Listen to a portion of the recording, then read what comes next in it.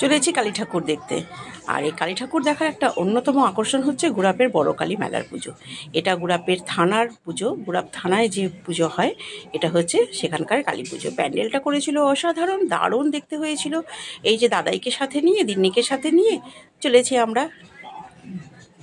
এত সুন্দর অনুষ্ঠান হচ্ছে এখান থেকে যেতে মন চাইছিল না, কিন্তু যাবো তো বটেই। এটা হচ্ছে গুড়া বড় কালী মায়ের যে পুজো হয় সেটা।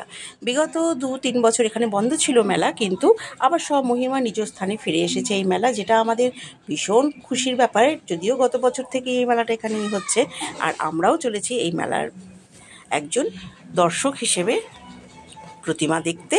তোমরা কে কে এখনও গুড়াপে আসনি বলো তো, বা কারা কারা এসেছো এই মেলা দেখতে? আমরা তো প্রত্যেক দিনই এখানে আসি, তবুও আজকে মনে হলো 7 দিনে 7 বার না আসলে আমাদের মন বসে না, তাই আমরা আজকে চলে এসেছি। আজকেই আমি ভিডিওটা করলাম। এই বড় কালীর মেলার একটা কিন্তু দারুণ আকর্ষণ হচ্ছে এই মেলাটার জন্যে কিন্তু দূর দূরান্ত থেকে লোক আসে। এই স্টেশন সংলগ্ন, যেহেতু এখানে বাস সামনেই পেয়ে যাবে, ট্রেন সামনে পেয়ে যাবে, যার জন্য জমজমাট এই মেলা। আর এখানে এসেছি, আর ফুচকা খাবো না, ঘুগনি খাবো না তা হতে পারে? চলো তার আগে প্যান্ডেলটা দেখে নিই। দারুণ অপূর্ব তৈরি করেছিল একটা প্যান্ডেল এখানে, যেটা কিনা আমার দেখা এই প্যান্ডেলটা হচ্ছে গিয়ে সেরা প্যান্ডেল। আগে কিন্তু এইরকম প্যান্ডেল আমি দেখিনি। হয়েছে অনেক রকমের প্যান্ডেল হয়েছে, কিন্তু এই রকম একটা থিমের বেশ সুন্দর প্যান্ডেল আমার প্রথম দেখা গুড়াপে। আর গুড়াপের বড় কালী তো সবাই যেন 18 হাতের কালী হয়, বিরাট কালী ঠাকুর হয়। আর এই মেলাকে ঘিরে কিন্তু অনেক পরিবার বাঁচে, কেননা এই মেলাকে ঘিরে কিন্তু অনেকটা পরিবারের মুখে হাসি ফোটে, যেখানে কিনা অনেক মানুষের সমাগম হয়। আর ভীষণ ভীষণ ভালো লাগে এই কটা দিন, এখানটা জমজমাট হয়ে থাকে। আর সব থেকে বড় কথা হচ্ছে গিয়ে এখানে এই মেলায় কিন্তু এত ভিড় হওয়া সত্ত্বেও নিয়ম শৃঙ্খলা বা কোনো রকম কোনো অসভ্যতামি হয় না।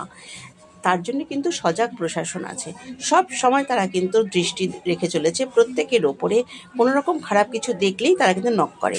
এই যে আকাঙ্ক্ষিত ফুচকা আমরা খাবো, আর একজন খাবে না, সেটা কি হতে পারে? তাই সবার আগে তার হাতে একটা দেয়া হলো ফুচকা। তার খুব আনন্দ হয়েছে ফুচকাটা নিয়ে। আর তারপর আমরা একটু ড্রাগন ট্রেনটায় চাপবো বলে দাঁড়িয়ে আছি, কিন্তু ট্রেনটা যাই হোক খারাপ হয়ে গেছে, আজকের মতো চলবে না। আর এই যে নাগরদোলনাটা, এটা কিন্তু ভীষণ ভীষণ মানে ভয়ের জিনিস আমার কাছে, অন্তত জীবনে একবারই আমি উঠতে পেরেছিলাম। চলো, ড্রাগন ট্রেনটা ঠিকই হয়ে গেছে, আমরা ড্রাগন ট্রেনে কিন্তু আজকে উঠবো। তার আগে একটু পাপড়ি চাটটা খেয়ে নিই, কেননা এটা হচ্ছে গিয়ে মেলার একটা মূল আকর্ষণ। ইনিও কিন্তু খেয়েছেন, তোমরা কিন্তু ভেবো না যে ইনি খাননি, ইনিও খেয়েছেন পাপড়ি চাট। এত ঝাল তা সত্ত্বেও খেয়েছেন। এই দেখো, আমি ভয়ে তটস্থ, কিন্তু তার এতটুকু ভয় নেই, সে কিন্তু দিব্যি ড্রাগনে চাপছে। যাই হোক, আজ এই পর্যন্তই। সবাইকে টাটা, আবার দেখা হবে।